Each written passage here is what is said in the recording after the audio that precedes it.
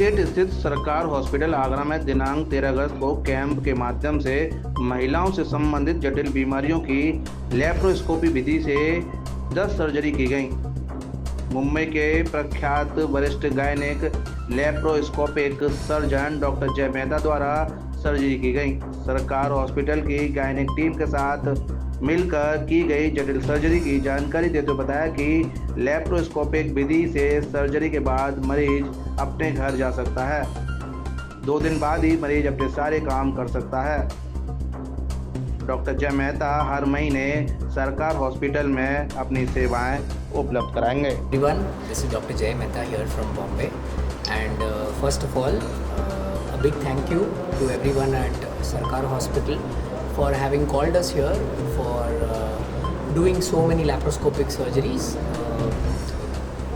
ज़्यादातर करके ये जो सर्जरीज़ रहती है ये की होल सर्जरीज़ बोले जाते हैं इसको, क्योंकि जब हम की होल सर्जरी से कोई भी सर्जरी करते हैं तब एकदम सिंपल सी चीज़ है। अगर आप ओपन सर्जरी करते हो तो बॉडी के ऊपर तकरीबन 10 सेंटीमीटर जितना कट आता है। अगर आप लैप्रोस्कोपी या की होल करते हो, कोई भी इंसान, मैं अकेला नहीं, कोई भी इंसान जो सर्जरी की होल से करता है उसका कट हो जाता है 1 सेंटीमीटर का, 1 सेंटीमीटर।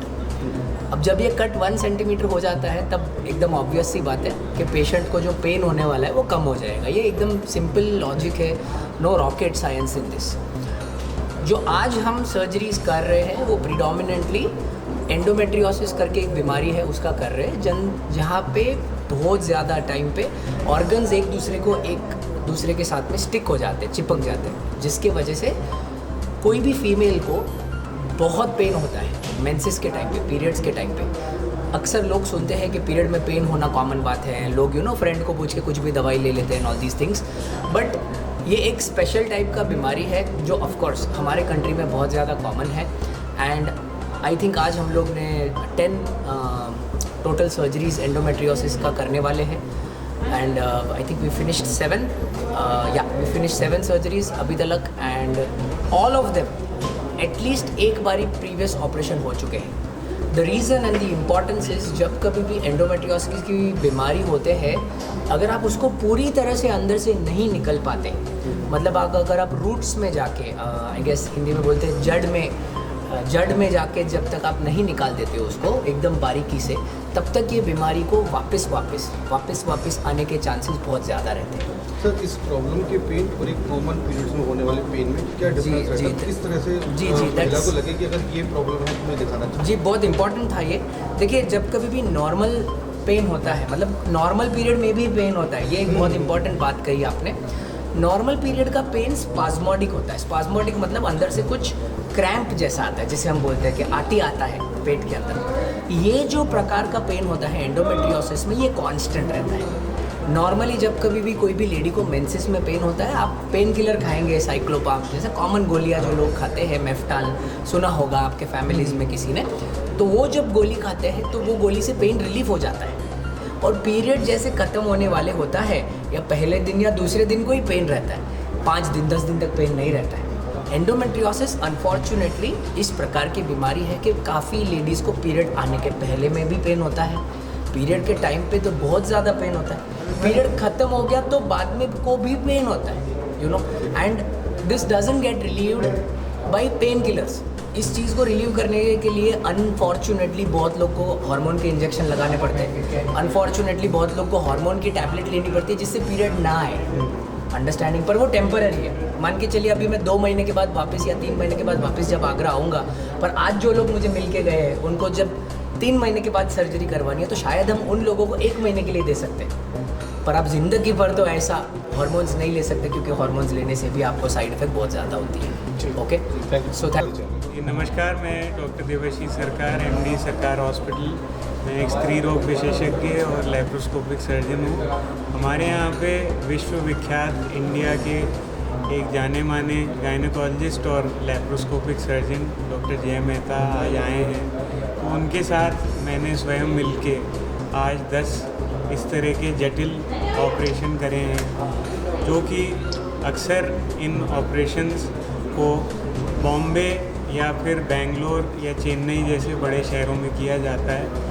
आज ये सुविधा आगरा में भी उपलब्ध है, और इस कार्यशाला को 3D लैप्रोस्कोपी के ज़रिए किया जा रहा है।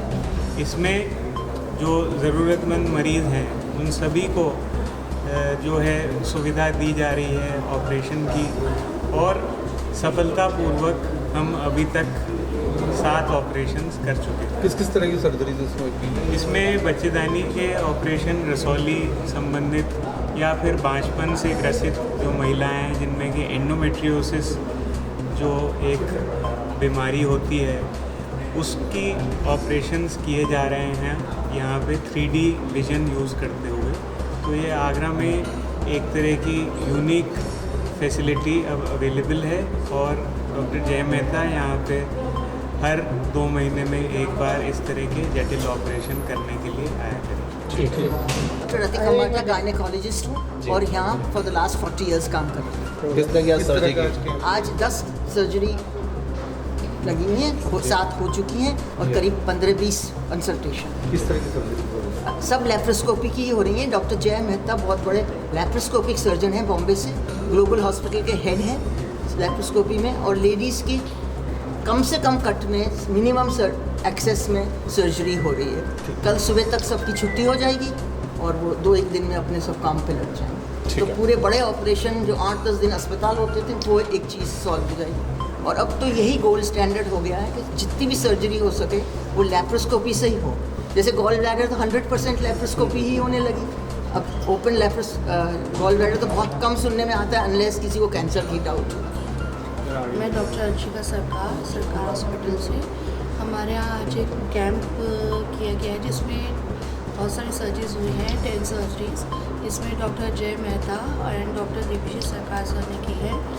जो IVF से रिलेटेड या जो इनफर्टिलिटी से रिलेटेड जो प्रॉब्लम्स होती हैं उसकी सर्जरीज हुई हैं, जैसे एंडोमेट्रियोसिस या और कोई प्रॉब्लम है उसके लिए जो डिफ़िकल्ट सर्जरीज होती हैं वह परफॉर्म हुई हैं।